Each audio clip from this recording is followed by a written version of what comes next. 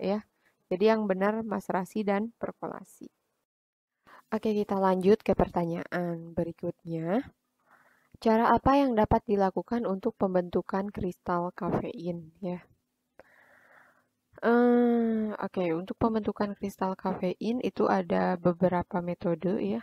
Jadi kalau mungkin yang udah praktikum soklet ya, praktikum soklet, ada suatu proses di akhir untuk membentuk kristal kafein namanya sublimasi ya, sublimasi. Jadi kalau sublimasi itu kita biasanya si kristal kafeinnya itu kita bakar di suatu keras, nama cawan ya, cawannya itu keras.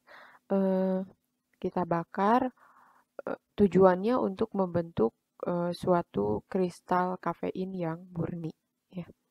Memang ada metode-metode lain ya, kayak penguapan gitu, tapi yang paling banyak bisa membentuk kristal itu salah satunya adalah dengan metode sublimasi atau mikrosublimasi.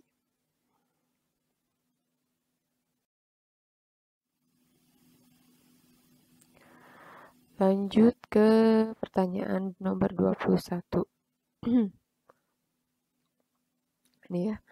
Di dalam metode sokletasi sebaiknya menggunakan pelarut. Nah ini sebenarnya kita nggak harus baca kasusnya ya, karena pertanyaannya sebenarnya udah umum bahwa syarat pelarut itu apa. Jadi dalam pelarut terutama yang pakai metode panas, nih kayak soklet, syarat pelarutnya itu adalah mudah menguap. Nah, mudah menguap berarti titik didihnya rendah ya. Nah, kemudian pertanyaan selanjutnya, apa fungsi penambahan KOH 1 normal pada isolasi eugenol? Ini kan KOH ya. Ketika kita mau mengisolasi eugenol, kemudian kita tambahkan KOH, maka KOH ditambah eugenol akan membentuk garam kalium eugenolat. Karena dia garam, garam itu sifatnya larut dalam air. Oke.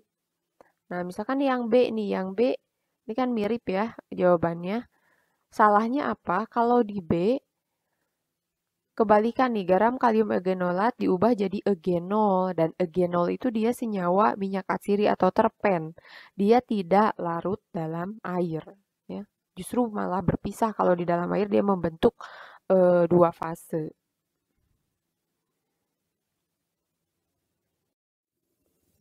Lanjut, metode ekstraksi apakah yang paling tepat untuk mendapatkan minyak atsiri?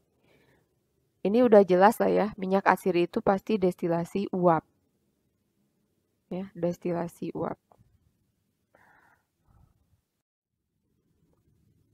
Nah, sekarang apa fungsi penambahan asam sulfat? Untuk memperoleh, ini kan belum jelas ya pertanyaannya, maka kita harus melihat kasus. Untuk memperoleh eugenol pada tahap isolasi dilakukan dengan penambahan pelarut. Selain penambahan KOH ditambahkan juga asam sulfat nih. Penambahan asam sulfat dalam eugenol ya. Eugenol. Nah, ini fungsinya untuk mendapatkan eugenol dalam jumlah yang banyak. Ini kan ini salah ya. Salahnya itu adalah eugenol itu dia nggak larut dalam air. Terus yang mempercepat reaksi ini bukan ya. Terus membentuk suasana basa karena asam sulfat itu asam bukan basa. Terus yang terakhir mengubah eugenol jadi kalium eugenolat. Kalium eugenolat itu yang larut dalam air ya. Ini adalah tuh fungsi penambahan KOH bukan asam sulfat ya. Nah, kita lanjut nih. Apa pengertian dari destilasi?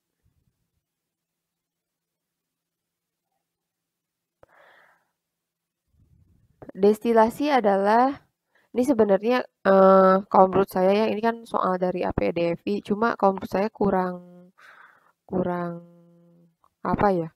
Kurang pas kalau destilasi dan ekstraksi itu beda ya. Tapi di sini pilihan jawabannya ada proses ekstraksi senyawa yang mudah menguap berdasarkan peristiwa tekanan parsial. Jadi tekanan parsial itu hubungannya dengan kemampuan suatu senyawa mudah menguap atau tidak. Gitu ya. Jadi kan karena di destilasi itu memisahkan senyawa yang beda senyawa yang memiliki perbedaan titik didih.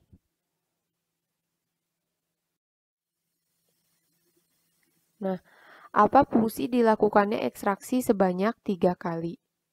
Jadi kenapa sih ekstraksinya harus 3 kali berulang? Berarti untuk meningkatkan randemen, otomatis mengikat egenol atau mengikat suatu zat yang ingin kita dapatkan dalam jumlah maksimal.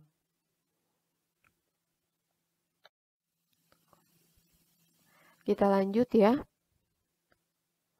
Bagaimana prinsip dari destilasi Stahl? Ini kan ya, kalau kita lihat kasusnya, wah penjelasan banyak tentang destilasi, tapi yang ditanya sebenarnya cuma prinsip metodenya ya. Nah, ini prinsip metode destilasi secara umum, bahwa perbedaan titik didih dari zat-zat cair dalam campuran zat cair tersebut, sehingga zat yang memiliki titik didih terendah akan menguap lebih dulu. Ini prinsip dasar dari destilasi ya. Lanjut. Apa tujuan perajangan bahan? Jadi perajangan bahan itu kita motong simplisia. Tujuannya apa? Ini sebenarnya nggak harus kita baca yang bagian kasusnya ya. Nah, jangan sampai kita kejebak menjawab memperkecil ukuran sampel ya. Tujuan dari perajangan bahan itu kan memang ya caranya itu merajang itu memperkecil ukuran sampel. Tapi tujuannya adalah untuk memperluas permukaan bahan. Dengan permukaan bahannya semakin luas, maka area untuk menempelnya pelarut atau si pelarut untuk bisa menembus sel simplisia itu jadi lebih besar. Kita lanjut, pernyataan tersebut merupakan prinsip dari, nah kita lihat di kasus ya. Cairan penyari akan menembus dinding sel dan masuk ke dalam rongga sel yang mengandung zat aktif. Zat aktif akan larut dan karena adanya perbedaan konsentrasi antara larutan zat aktif di dalam sel dengan yang di luar sel, maka larutan yang terdekat didesak keluar. Peristiwa tersebut berulang sehingga terjadi keseimbangan konsentrasi. Nah, ini adalah prinsip maserasi. Karena dalam maserasi konsentrasi. Jadi maserasi itu terjadi berlangsung hingga terjadinya keseimbangan konsentrasi antara larutan yang berada di luar sel dan di dalam sel. Nah, kita lanjut ke perhitungan eluen ya.